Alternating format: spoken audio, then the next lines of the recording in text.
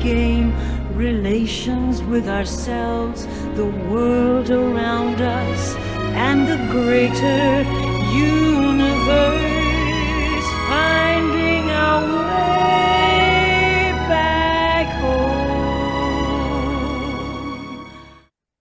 Hello and welcome back to another ABE talk.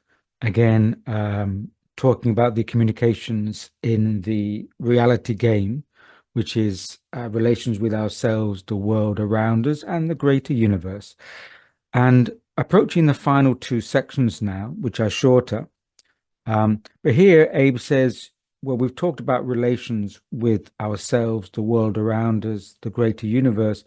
But now at the end again, we have to bring it back home to kind of root it and ground it and to really focus on that and to kind of give it, again, more context.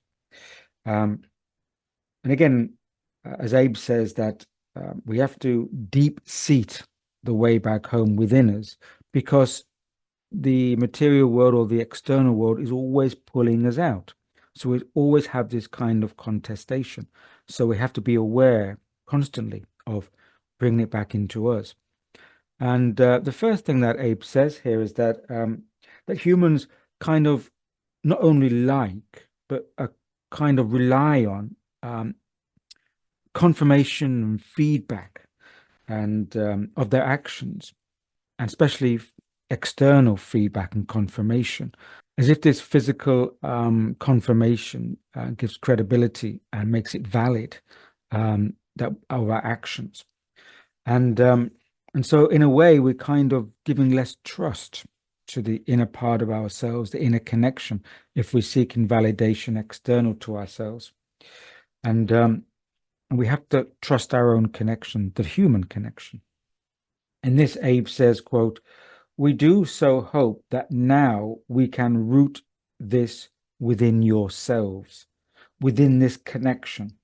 And we hope that it is to continue to grow and trust in one another, and also of that which guides you. It is of importance to strengthen that now, to strengthen our own inner guidance, to trust in ourselves and to awaken and strengthen that sense of our own inner guidance. Because we're being pulled out." And A makes a nice analogy here and says that a lot of the time, the issue is that we are blocked. We have the blockage in ourselves. We're not allowing things to flow or the energy or the transmission to flow through us. There's something blocked. And it's a type of contamination. And Abe says that that contamination is similar to lime scale in a kettle, that the kettle boils the water, but the lime scale builds up within the kettle. And so we need to get rid of that lime scale to make the kettle more effective. So again, his analogy, Abe says, quote, "Like the scale build up in a kettle, the flow has been but contaminated, and then in this, the mechanism is not so effective." So the kettle has a function, but when it has a blockage, it doesn't have full functionality. Similar to the human being. In a way, we're a mechanism, but we are part of something that allows something else to happen through us. And if we're blocked, we're also not good at healing ourselves because we are contaminated.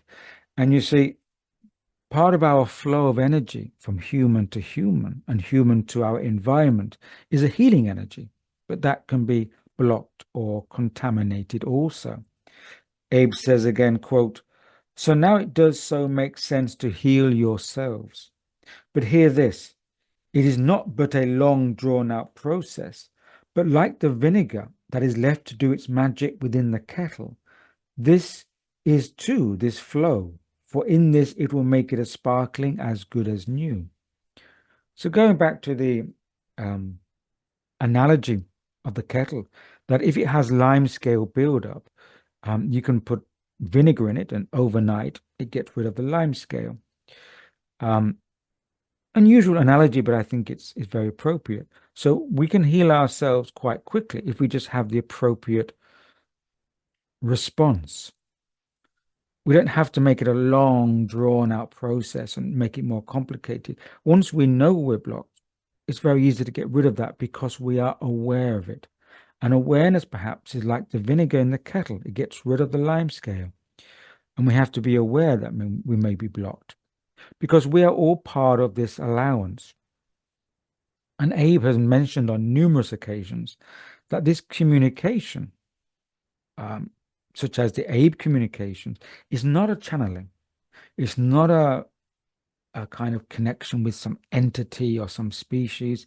It's an allowance. It's allowing what is our natural heritage, our natural communication with source or with the greater intelligence, the greater cosmos. It's a natural flow.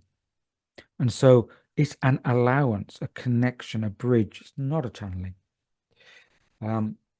So really, because it's not a channeling, the responsibility is on us.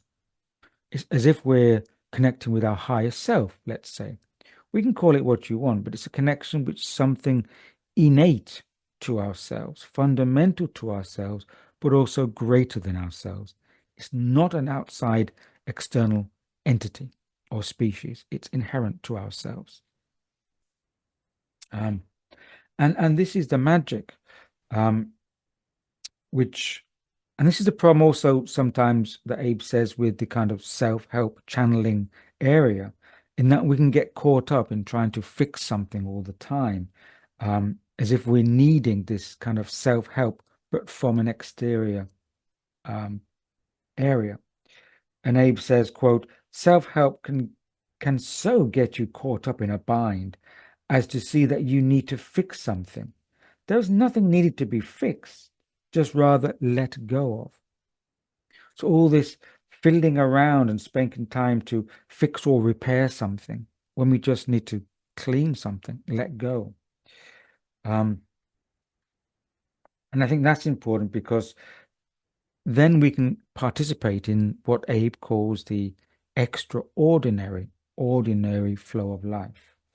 And I like that phrase, which I think I mentioned last time, the extraordinary, ordinary. And we are dealing with, ordinary things of life, the stresses of life, the challenges of life. But at the same time, there's a magic there. There's something extraordinary because we are also who we are, but we are more than what we are. Again, Abe says, quote, the underlying truth of your magnificent, extraordinary, ordinary existence.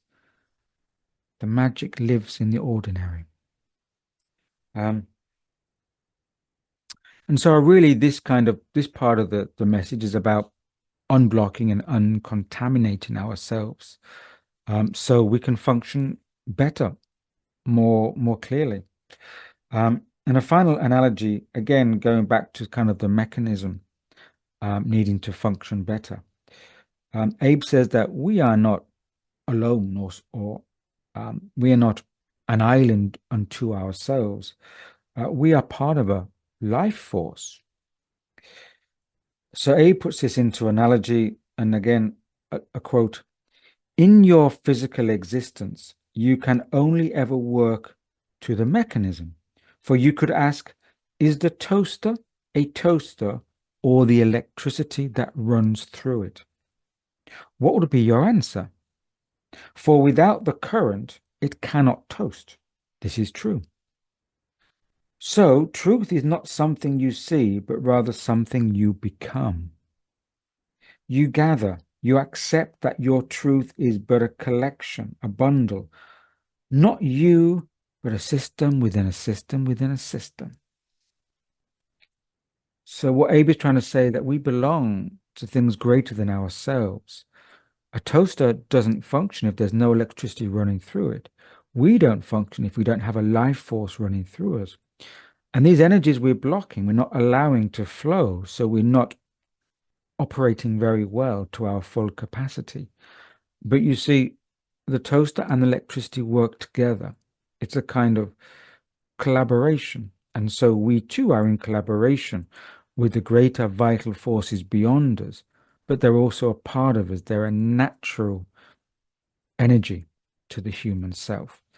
So I think in this part, Abe's talking about, don't run around seeking all the confirmation or thinking you're broken, you have to repair yourself, and putting all this focus outside. Just it's quite simple, really. Just get rid of some of the blockages, let things flow, and you find this natural kind of synchronization between you and the vital life force and energies. So that's the message that comes through the reality game for now. So thanks for listening and being aware of these messages, and I'll catch you next time. As always, be well, stay healthy and sane, and above all, be grounded. Cheers.